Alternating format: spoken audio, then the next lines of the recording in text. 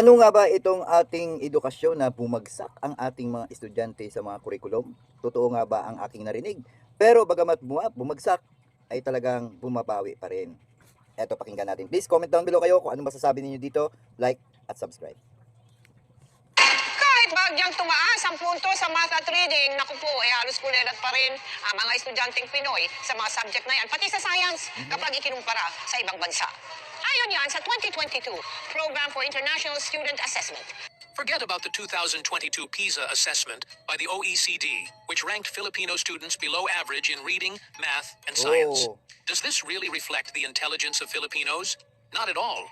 First, PISA only measures standardized academic performance, not practical intelligence, creativity, adaptability, or real-world problem solving, areas where Filipinos consistently excel. oh, yan o. Intelligence isn't just about test scores, it's about ingenuity, resourcefulness, and the ability to thrive in any situation, qualities that Filipinos demonstrate globally. Tama. Second, the assessment was far from comprehensive.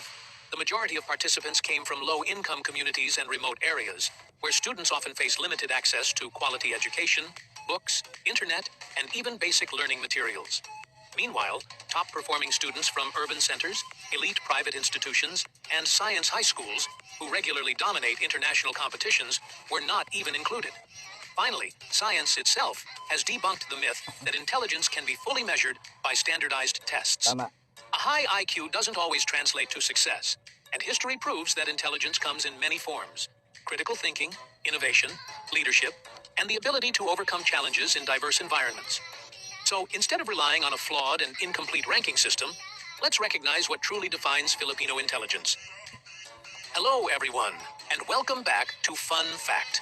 Today, we're diving into an eye-opening topic that will challenge what you think you know. Ito, bago tayo manood dito, no? Komento ko lang dito, hindi naman nababase talaga din sa kung minsan sa sobrang talino o matalino ka talaga. Kung minsan sa mga Pilipino ay kasama na rin yung diskarte, no? Ano lang natin yung talino kung wala namang diskarte, nasa loob lang ng bahay tapos natutulog lang, no? Sayang din. Kailangan kumpleto sana, kahit na hindi ka man matalino, yung hindi ka naman bobo, tamang-tama, basta masipag ka, madiskarte ka, talagang andun yung ano mo nandun yung focus mo sa trabaho mo. Ganun ang isa sa mga katangian na dapat gawin ng mga Pilipino kahit hindi ka masyadong matalino. Kasi kung minsan, nandun yung nag-aaral tayo nung bata pa tayo, wala tayong masyadong kaalaman, hindi masyado tayo mataas sa mga grado natin. Pero pagdating ng araw, baka maging isang presidente pa yan, baka maging isang senador pa yan, o congressman pa yan, hindi natin masabi. Kasi nandun na nagbabago din naman ang kaalaman ng mga estudyante pagdating ng meron na silang, mature na sila, no? Nagkaroon na sila ng mga pag-iisip na tamang-tama para sa trabaho, nandun na gumagalaw, no? Gumagalaw na yung kaisipan nila at nagkakaroon na sila ng mga diskarte sa buhay. Kaya, tinan mo sa buong mundo, ang Pilipinas ang kinukuha sa mga nagtatrabaho sa mga skilled workers kasi marami talaga sa mga Pilipino ang mga magagaling talaga. Yun ang masasabi ko rito. Get ready for some mind-blowing insights. Ito na. Why do foreigners say Filipinos are the smartest Wow. in Southeast Asia? It's a bold claim that might raise eyebrows, stir pride, and even invite some skepticism. Yet, for foreigners who have had the experience of talking to, interacting with, or spending time with Filipinos, this statement often rings true in ways they didn't expect. Time and time again, whether they visit the country, work alongside Filipinos, or simply strike up a conversation on the street or in a park, foreigners walk away saying the same thing. There's something different about them. And it's not just their warmth or cheerful personality. It's something deeper. It's their intelligence, which is noticeably high. You see it in high-stakes boardrooms, cutting-edge laboratories, prestigious university classrooms abroad, and intense global competitions. But it's not just about titles or achievements. Even in casual, off-the-cuff conversations, foreigners notice how quick-witted, articulate, and insightful Filipinos can be. There's an undeniable sharpness, a way of thinking that's fast, adaptable, and effortlessly impressive. And it's not just highly educated professionals who stand out. Even ordinary overseas Filipino workers, OFWs, from skilled laborers to seafarers navigating massive cargo ships, to nurses in the US, UK, and the Middle East, and domestic workers in households abroad, often outperform their peers. Their talents, problem-solving skills, and strong work ethic make them the ones employers appreciate, Tama. promote, and continuously rehire. It's more than just being hardworking. There's something about the Filipino mind that leaves a lasting impact. But what exactly fuels this perception? Is it just intelligence, or is there something even more powerful at play? Let's dive into the reasons behind this Pero fascinating.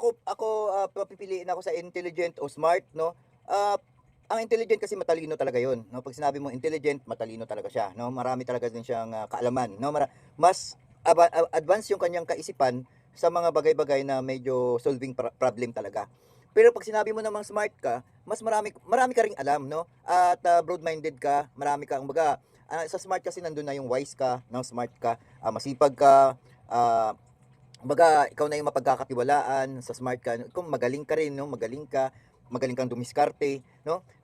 Sa mga idea, no? Magaling ka sa mga idea, yung diskartihan talaga. Nandun yung smart, no? Pero pag sinabi mo kasing intelligent ka, matalino ka. Pero sana dagdagan pa rin ng smart, no? Kung ipagsama mo yung intelligent ka, matalino ka, at saka yung magaling ka, yung smart ka.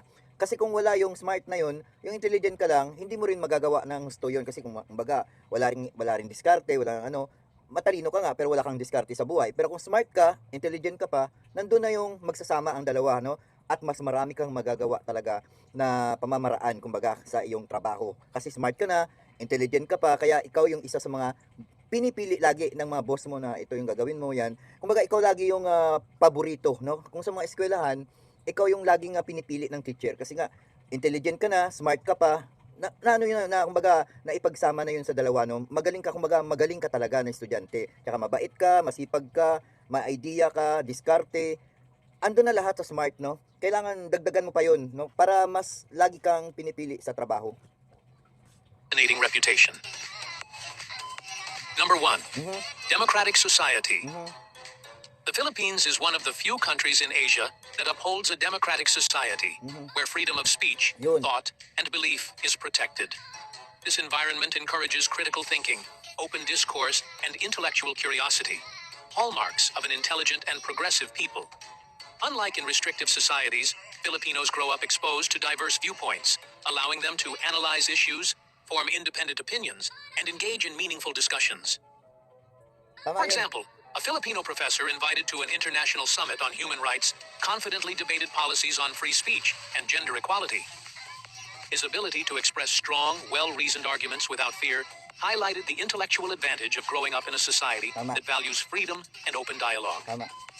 In contrast, delegates from China, where criticizing the government can lead to imprisonment, had to remain cautious with their statements. Number 2. Resourcefulness. Filipinos are known for their exceptional resourcefulness, Yun, oh. whether it's in their personal lives or in professional settings. The ability to make things work, even in the absence of resources or when facing overwhelming limitations, is a true testament to intelligence. Ilaw This madiskarte mindset, Madiskarte. rooted Ayun, in sabi ko, creativity, madiskarte. resourcefulness, and determination, Ito, diskarte. empowers Filipinos Yun to ang thrive. sinasabi ko, no? Kahit kulang ka sa kaalaman, ibig sabihin doon, hindi ka naman ganun katalino, no? Pero pag once na pinasukan mo yung isang trabaho na hindi mo alam yan, pero pag yan ay natutunan mo, kumbaga, mas gagalingan mo pa at mas dadami pa yung idea mo, yung diskarte mo sa trabaho, mas ginagalingan mo, no? Kahit hindi ka naman ganun katalinuhan. Yun sinasabi ko yung smart ka, na smart brain ka, kumbaga mas marami kang idea na ipapasok doon sa iyong trabaho kasi smart ka magaling ka, no, di ba? Thrive in challenging environments. It's not just about surviving, it's about innovating and finding solutions where others might see none. For example, an OFW engineer in Saudi Arabia working on a high-rise project faced a crane breakdown that halted work. With the deadline approaching, he used spare hydraulic cylinders and makeshift rigging from the warehouse, recalibrating the crane system to temporarily lift heavy materials. His quick thinking and resourcefulness impressed his supervisors, who marveled at his ability to solve problems efficiently under pressure. Number 3. Adaptability and problem solving. Oh, yan sasabi ko. While resourcefulness focuses on making the most out of what's available, adaptability is about the ability to respond and adjust to new, unexpected, or challenging circumstances. It's the agility to think on your feet and make decisions that solve problems effectively in real time. Filipinos are known for this trait, as they blend creativity with resourcefulness to find solutions when everything seems uncertain. For example, after Typhoon Haiyan devastated parts of the Philippines, a civil engineer tasked to rebuild houses in Tacloban faced a Tacloban. major challenge when his construction materials were delayed and roads blocked. Aray. He quickly adapted by shifting his team's focus to more immediate needs, setting up smart. temporary shelters for displaced families with limited resources. His ability to pivot and adjust his strategy on the spot under pressure impressed both his colleagues and aid workers, proving his adaptability and problem-solving skills. Number 4, strong English proficiency. Yun. Language proficiency often reflects intelligence, as it requires cognitive skills to master a second language. Filipinos' fluency in English allows them to express complex ideas with clarity, demonstrating their Tama. intellectual versatility. They are able to navigate conversations with ease, whether in professional settings or everyday interactions.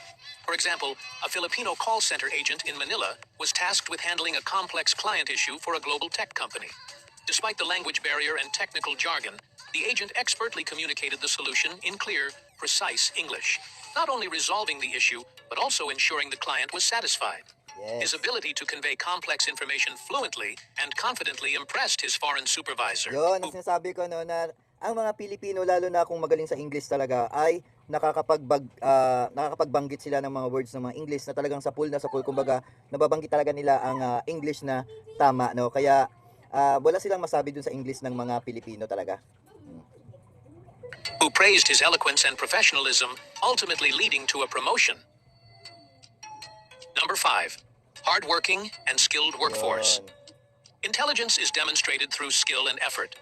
Filipinos are known for their exceptional technical abilities and dedication, especially in fields like healthcare, engineering, and IT. Their commitment to excellence and passion for their work often sets them apart in highly demanding professions. Number 6, innovative mindset. Filipinos are often lauded for their remarkable ability to think outside the box, particularly when it comes to problem solving. Their innovative mindset isn't just about creativity. It's about harnessing imagination to create tangible solutions that can revolutionize industries. Dami talagang idea. Whether faced with economic challenges or limited resources, Filipinos continuously find ways to turn obstacles into opportunities. This ability to create, adapt, and push boundaries is a true testament to their intelligence and resourcefulness.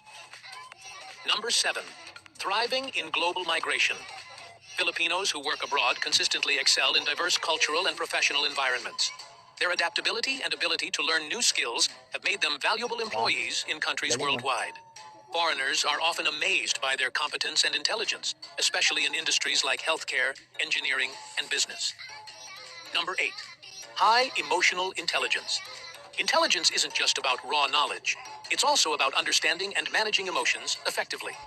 Filipinos excel in emotional intelligence, allowing them to build strong relationships, diffuse conflicts, and inspire others.